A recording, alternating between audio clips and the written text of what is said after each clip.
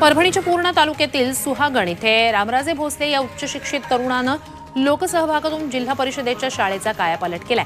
त्यामुळे या शाळेला ISO मानांकन मिळालंय। समाजाचं काही देणं लागतं या हेतूनं शिक्षक आणि गावकऱ्यांच्या मदतीनं रामराजेनं जिल्हा परिषदेच्या शाळेचं रूपांतर एका दर्जेदार आणि सुसज्ज शाळेत केलंय।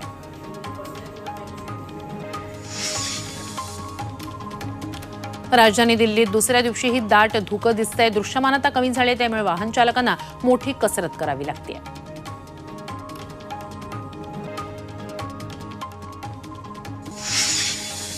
परभणीमध्ये कार आणि दुचाकीचा भीषण अपघात झालाय। अपघातानंतर दोन्ही वाहनं जळून खाक झालेत। भारसावडा गाव भागात ही घटना घडलेली आहे। या अपघातात दुचाकीस्वार पोलीस उपनिरीक्षकाचा मृत्यू झालाय। कारनं दुचाकीला दूरवर फरफटत नेल्यानं वाहनानं पेट घेतला।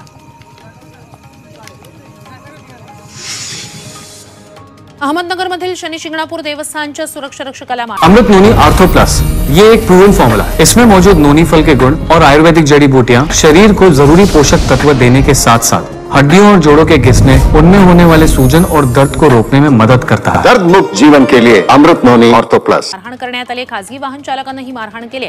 वाहन पार्क करण्यावरून वाद झाला। त्यानंतर वाहन चालकानं धारदार शस्त्रानं सुरक्षा रक्षकावर हल्ला केला। यात सुरक्षा रक्षक गंभीर जखमी झालाय। आरोपीला अटक करा अन्यथा काम बंद ठेव असा इशारा देवस्थान कामगार युनियननं दिलाय। शनि शिंगणापूरमध्ये वाहन पार्क करण्याच्या वादातून देवस्थानच्या सुरक्षा रक्षकालाच मारहाण करण्यात आलेली आहे। वाहन पार्क करण्यावरून हा सगळा वाद झालेला आहे। आता या प्रकरणी जर कारवाई केली नाही तर मात्र काम बंद करू असा इशारा आता तिथल्या देवस्थानच्या कामगार युनियननं दिलाय। एका खासगी वाहन चालकानं तिथल्या सुरक्षा रक्षकालाच मारहाण केलेली आहे। वाहन पार्क करण्यावरून हा सगळा प्रकार घडलेला आहे। मात्र या प्रकरणी जर कारवाई झाली नाही तर काम बंद ठेवू असा इशारा आता देवस्थानच्या कामगार युनियननं दिलाय। सुरक्षा रक्षकाला तो जखमी झालेला आहे। त्याच्यावर रुग्णालयात उपचार सुरू आहेत। मात्र वाहन पार्क करण्यावरून हा सगळा वाद झालाय।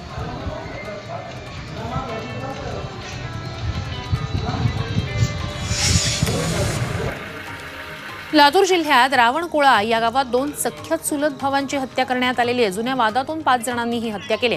पोलिसांनी 5 पैकी 3 आरोपींना बेड्या ठोकल्यात।